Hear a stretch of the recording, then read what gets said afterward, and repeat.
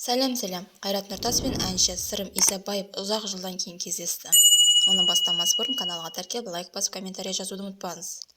Кезіне халық көпшілікке хит әндермен жақсы танылған Сырым Исабаев бүгінде сахнадан алшақтағанымен әлеуметтік желіде белсенді. Ол күні кеше досы әрі әріптесі Қайрат Нұртаспен жүздескен сәтін жеке парақшасына жүктеді. Ескі досымен жолыққан Сырым Қайрат Нұртаспен түскен ерекше сәтін фотоға естелік инстаграмға салыпты. Бауырларымен деп жазды Сырым Исабаев. Бұны көрген оқырмандары әртүрлі пікір жазылды. Сырым, керемет әншісің, даусың керемет, сені сағындық, сахнаға қашан шығасың? Сырым, сахнаға шық, сенің даусың керемет, халық Сырымды сағынды. Даусы керемет әнші, неге сахнаға шықпай жүр?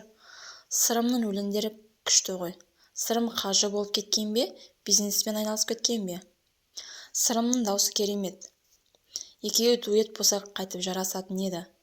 Екеуі қайтан дуэт болсаңыздаршы, хит әндеріңіз шығады. Сырым, сахнаға шықшы. Кейбір көкірегі керіп жүрген шегірткелер боқсасып қалар, деп әртүрлі пікір жазылуда.